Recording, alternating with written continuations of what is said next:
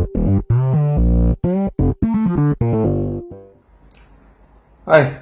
Dr. Lim here. In our last video, we talked about our ex-partner in Thailand who was facing problem with the imitator and wished to join back with DXN. Between Malaysia and Thailand, there is a duty-free zone where people from both countries can come to shop, play golf or enjoy good food without the need to chop the passport. We meet at a duty-free place and I do not want to risk anything to meet them in Thailand. During the meeting, they told me the problem faced by them. They form a company with the imitator, each one holding 49%. Then one marketing motivator, who is a Thai, holding 2%. Then they soon found that the products from the imitator were deteriorating and no longer effective.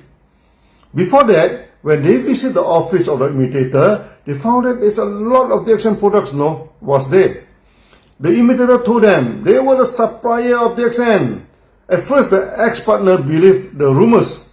Later visit, they found a lot of DXN discarded bottles and grew suspicious and found that actually, initially the imitator bought the products of DXN, then changed the contents into the bottles.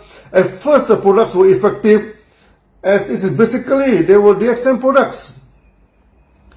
Only then they would change the bottles into their bottles. Eventually, the imitator took the products elsewhere and started to supply them, and the quality deteriorated quickly. And this is the first problem they are facing.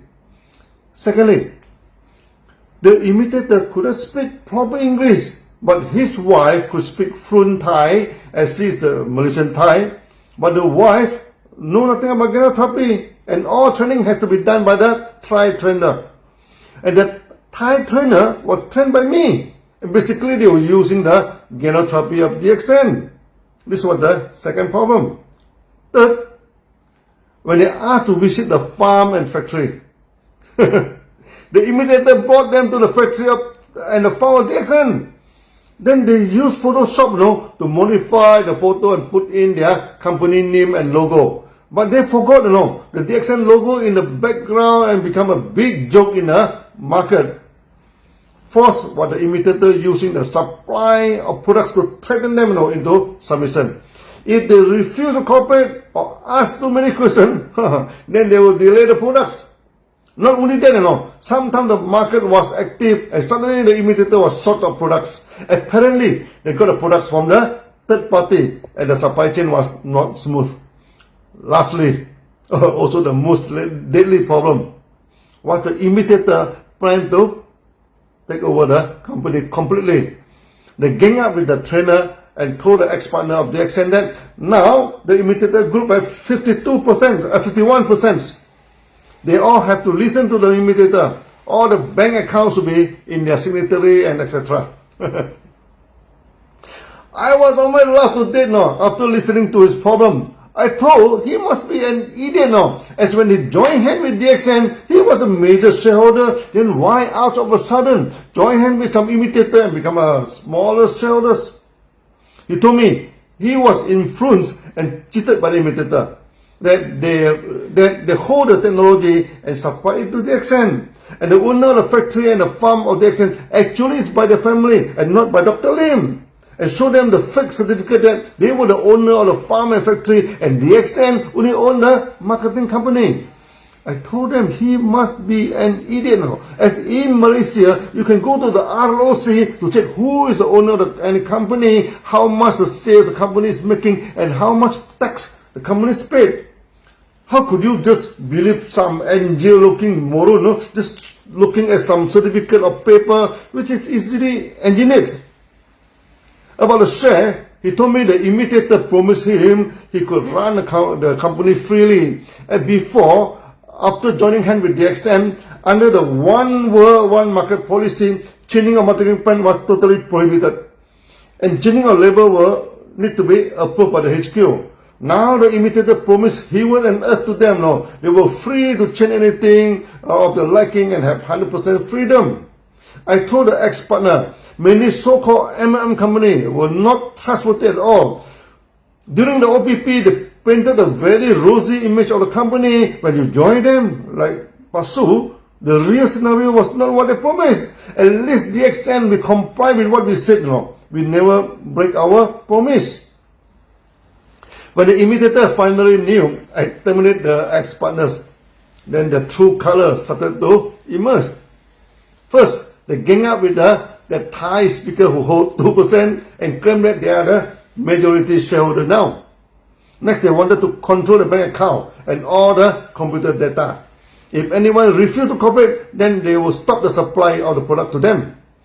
I never saw such a stupid company like our imitator. First, the JV with some local partners, then try to grab the controlling power from them. Later, I can tell you, how they fail in Philippines, Indonesia, Middle East, Latin America, even in Asia Minor. Everywhere DXN went, they must follow. And they could not compete with DXN in terms of technology and marketing skill. Then they always created fake stories and rumors. At the end, members found out about that, and their partner always broke up with them. Then many of the members joined DXN. They will leave it to the future storytelling, very entertaining for your coffee time. Come back to our poor ex-partner. He wanted to join hands with DXN again. I flatly rejected him. I told him, he has shown gun to me and it is too risky for me to join hands with him. Just like Pasu, he requested again and again. At the time, the Taiwanese company were facing serious competition from DXN and losing the market.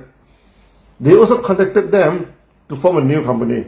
There were a few new imitators of DXN and they approached them too. My brother Bundy was around during the meeting. He told me if we do not accept them back, the imitator and other competitors may chip in. I never worry about imitators or competitors. Come as they may, and let us compete squarely in the market. The meeting failed and I refused to accept them back. Then they continue to request Bundy to come back to DXN, and my relative in Thailand also came to know and told Bundy. Many of the leaders making tons of noises and wanted to follow back to DXN, and openly said they wanted to be trained by me again. This was a difficult and tricky situation. That time I was focused fully in Indonesia and very reluctant to handle the problem with Thailand. And we already started a new DXN Thai and 100% handled by the HQ, and the sales are picking up. Eventually, the ex-members sent a representative who can speak Malay to come to meet me. If they join my DXN individually, their hierarchy will be broken into pieces now. They wish DXN could take over the company or buy it over, which I was not interested at all. So my ex-partner were good at showing the gun, even though I'm not afraid of them, but why should I take the risk? I thought it was due to the pressure from the ex-member. The ex-partners came to meet me again and told me whatever condition I could ask, and they were ready to consider. When things were developed to this extent, keep on rejecting them may not be good, as eventually they may join some other imitators and our ex-members will become our competitors to DXN members. I told them I was not interested to join hands with them again. But they can become the main stockists for DXN and perform the market freely. This is the same model as we applied in the Middle East till today. So for overseas, DXN applied the either or policy. Either the bunch is 100% owned by DXN or 100% the main stock agency. So that our one world, one market policy can be strictly implemented. So if any agency they try to challenge this one world, one market policy, we can remove them.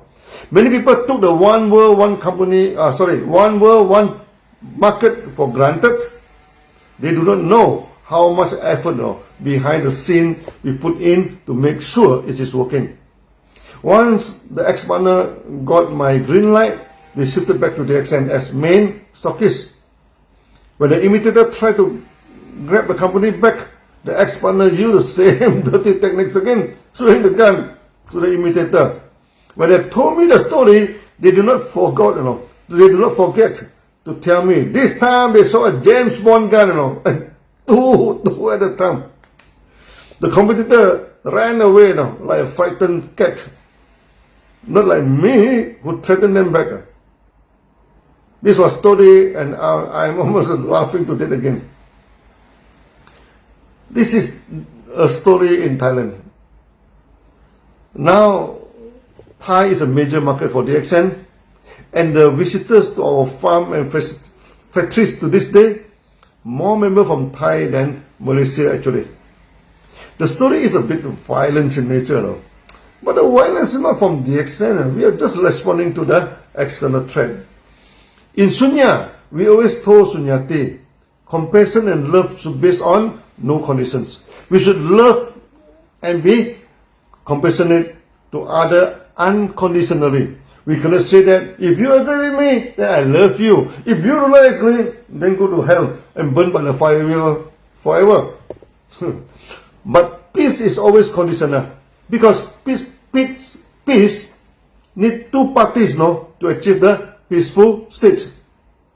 We always want peace but the other party should want peace too. When only peace can exist. If you want peace and the other party show the gun to you, then how to get peace?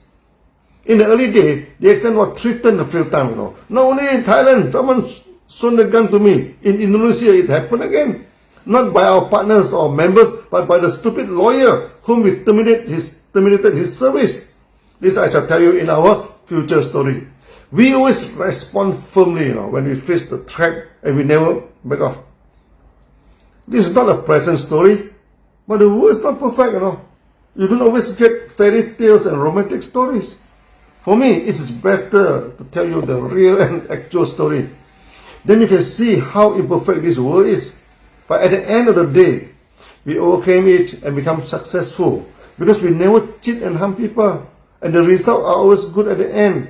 Good cause always lead to good results and effect. In my next video, I shall tell you the story of DXN Indonesia, the first major market for DXN. It is also very dramatic, and you may not forget once you listen to it. See you all again. Bye bye.